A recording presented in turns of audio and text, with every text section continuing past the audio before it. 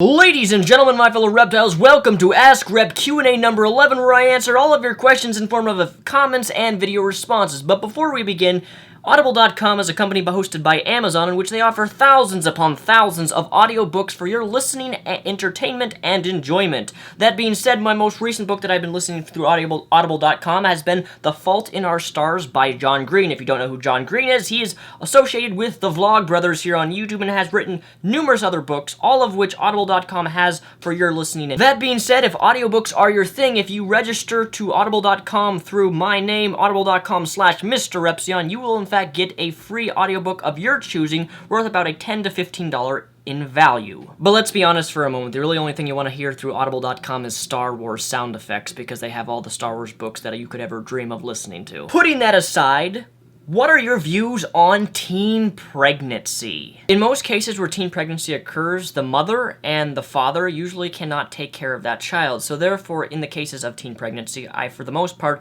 am almost always not 100% against it. In most cases, a young woman by the age of 14, 15, 16, even 17, even perhaps 18, will get pregnant, have a child, and she will not be able to properly raise that child in an environment where that child is taken care of in a healthy environment and supported financially through the needs that that child needs. That's one of the problems that I have with a lot of teen pregnancies nowadays, specifically if you know anything about me, which I've talked about in a few of my videos, but my family is very dysfunctional, and a lot of teen pregnancies has happened on my mom's side of the family. That being said, it's a very big shame when you have young girls who cannot support the child itself, but you also have young males who have no job, who maybe do drugs or do stupid things, and they can't even financially support the child. So then you have a human being that you brought into existence that you cannot care for.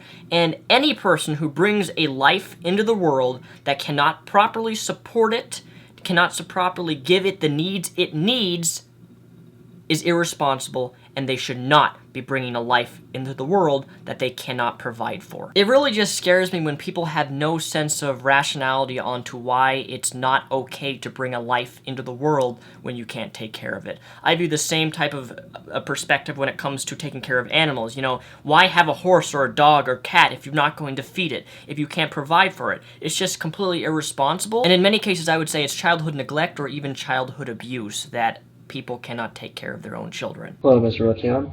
My question for you, since you're a Star Wars fan, is if you were in the Star Wars universe, would you be a Jedi or a Sith? Peace is a lie, there is only passion. Through passion I gain strength.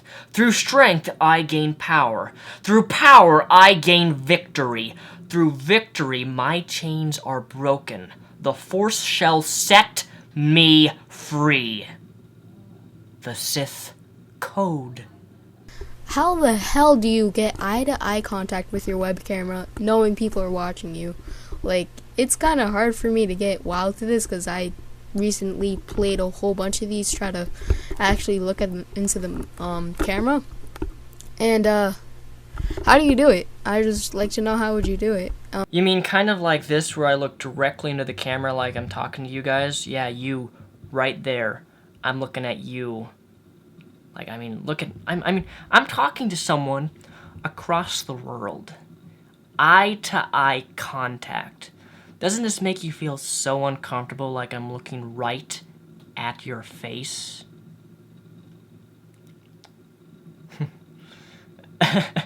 Okay, I know that's creepy. But anyway, to answer your question, the way I talk to a camera like I do, and I can have such distinct eye contact to my camera almost 24/7, is because I took public speaking in college, and that helped me a lot. In fact, when I would do public speaking, I would actually stand up in front of a class, I'd have my thing that I would read, my speech, and I would have to constantly I'd have to look at parts of my speech and then look up, and then I'd have to talk to my audience. And that's one of the things that public speaking did, and I passed the class, I did excellent in it, was public speaking and maintaining eye contact. And that's one of the most things, it's a lot of things people on YouTube don't do.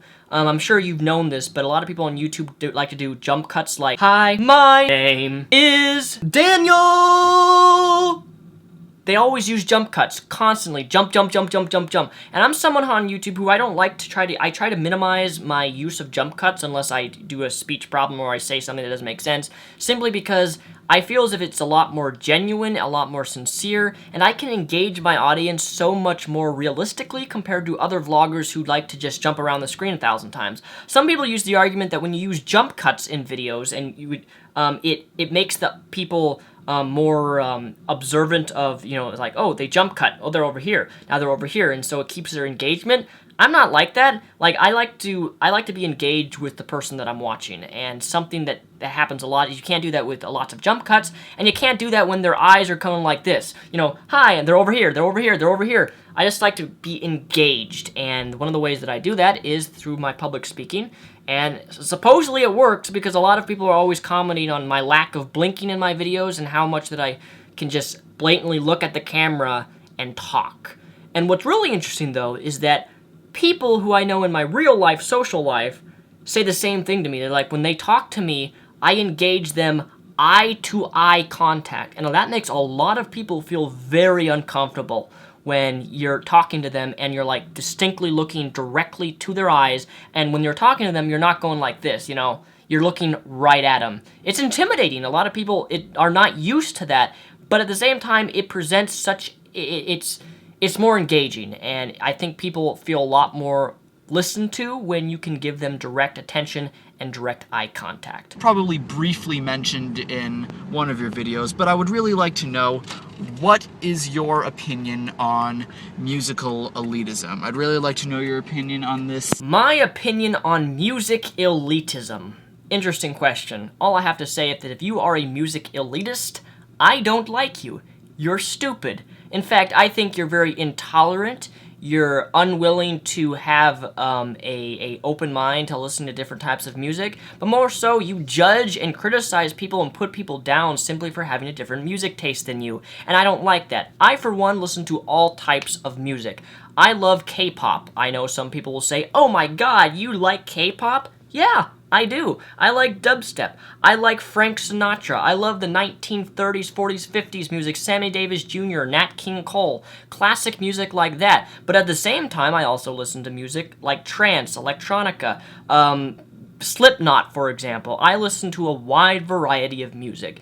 And I think it's really stupid when someone comes along and says, hey, I only listen to rap music, and if you listen to, let's just say, Justin Timberlake, who, by the way, I fucking hate, you listen to Justin Timberlake, oh, you're stupid, I don't like you, I'm not gonna talk to you, you listen to this type of music, I don't want to associate with you. I'm like, really? Really, are you that? And there are people like this even in religion. This is not just a music elitist thing. There are religious elitists who act the same way. Like, if you don't, if you're a different denomination of a religion than me, or you believe different beliefs than me, although we're associated with the same religion, they will actually put you down for what you believe and say that you're stupid or that you're not worthy of being my friend because you listen to a different type of music. It's dumb, it's childish, it's immature. If you were dating a girl, would you trust her to stay loyal to you and not cheat with a girl or another guy? Here's the thing about that question. Assuming I was dating a girl who was bisexual, who had an interest in men and women, just because someone's bisexual does not mean that they're more likely to cheat on you because there's another gender that they may be interested in. I think that's one of the misconceptions about bisexual people, is they think, so a lot of people seem to think, oh, they're bisexual, that means there's a higher risk of their cheating. No, that's not true at all. If someone wants to cheat on you, whether they're bisexual, gay, or straight, they're going to cheat on you. Cheaters are going to be cheaters, and people will be unfaithful to you if they want to be unfaithful to you. It's really that simple. Being bisexual has nothing to do with it. Here's the thing, though. When it comes to me and dating and my trust towards people, I have a massive distrust towards women. In fact, I have, it takes a lot for me to trust a woman. A lot. I've healed through a lot of my relationship problems, but I'm still very, very bent.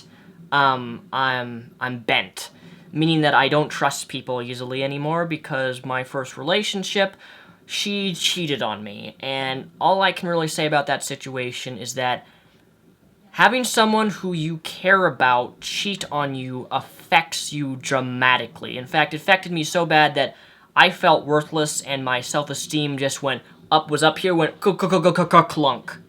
It broke me for almost a year and a half that this girl who I cared for would go behind my back, lie to me, and then fuck another man.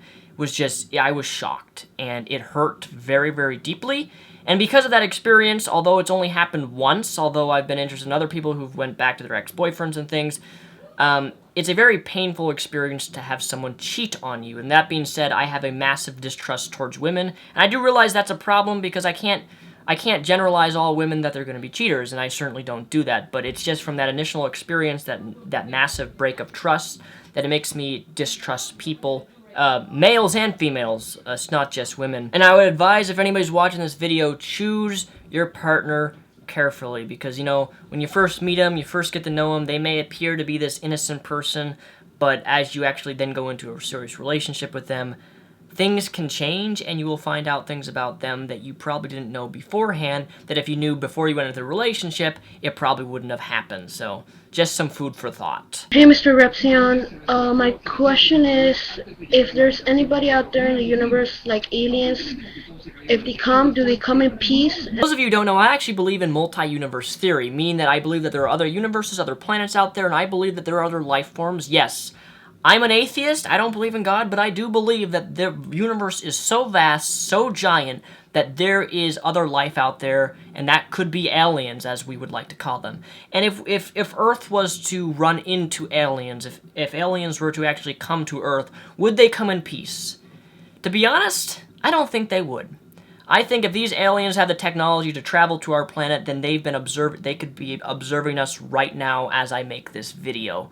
And quite frankly, I like to look at District 9, one of my most favorite science fiction movies of all time.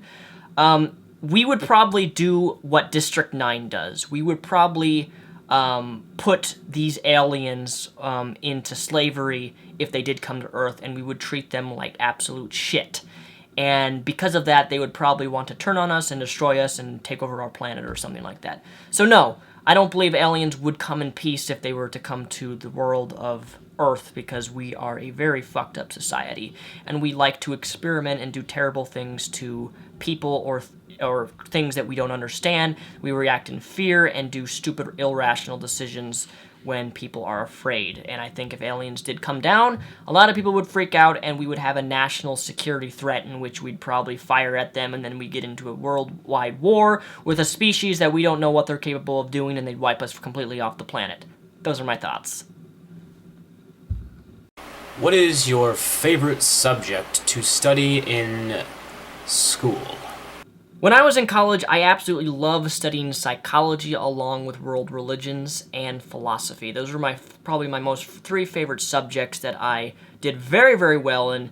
Most of my other subjects, like math, I sucked at. I did great in law, in my law classes that I took for when I wanted to become a cop at one point, but that career has completely changed. But overall, I love learning about people and people's behaviors and patterns and why they act and why they do what they do, the field of psychology. And I also love philosophy simply for learning all of these different philosophical ideas and concepts that people had regarding religion, God, ethics, morality, determinism, and things like that. Hey, Rep. I was just wondering, I'm a 14-year-old who wanted to get started on YouTube. Do you think I should wait until I get a little older, or would it be bad for me to start now? My answer to your question is how you would respond to these sorts of comments. This is me imitating the internet, by the way. I'm not saying this about you. Your haircut makes you look like a damn fucking faggot. Dude, are you gay? Do you like guys? Man, you're so ugly. Are you a little pussy faggot? Because you're a little pussy faggot. What's a little 14-year-old pussy faggot virgin like yourself being on YouTube? You little faggot. That's all you are, is a little fag. If you can deal with those types of comments on YouTube and you're 14 and those don't bother you, then by all means, start making YouTube videos. But I know a lot of people who are at your age who, when someone starts, saying, hey, your haircut makes you look like a faggot, or you're a gay little virgin boy, or whatever thing, A lot of 14-year-old males and girls cannot tolerate that sort of behavior and that sort of response by people on the internet, whether they be internet trolls or whatever, or people trying to bully you or whatever.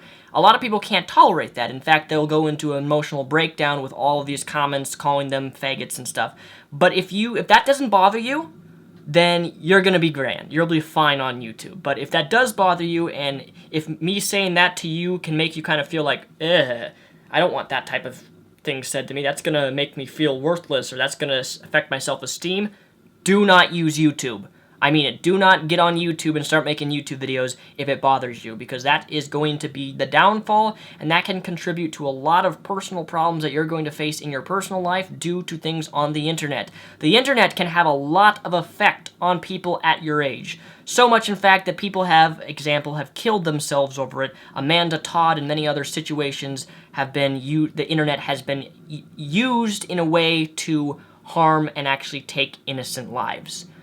So just keep that in mind, and if it does bother you, then by all means do not make YouTube videos. If it doesn't, get on YouTube and start making content. So there you have it, ladies and gentlemen. This was Ask Rep Q&A number 11. Just like my previous episode, please leave any comment asking me down below, any question that you want. I don't care what it is. Also, feel free to submit a video response. Video responses always get priority and always get used more than comments that are actually written in the video. Also, again, I'd like to remind you, if you use my audible.com/MrRepzion link, you will in fact get a free audiobook of your choosing on the audible.com website, along with Amazon, and you'll get a subscription to them, and if you can try them out, if you don't like audible.com, you can unsubscribe to them. It's completely up to you, but you'll still get that free audiobook of your choosing for absolutely free. So that said, thank you guys for watching. My name is Mr. Repzion. Please submit a video response down below asking me any question. And one more thing, if you're going to submit a video response, please, I want to see you. I want to see you physically, like you. I don't want a photo of your just voice. I want to see you, because that's the whole thing about the video responses, is I want to engage my audience, talk to my audience, and see you people through the screen. That's the joy of YouTube. So with that said, peace the rep out, my fellow reptiles, and see you on episode Q&A number 12.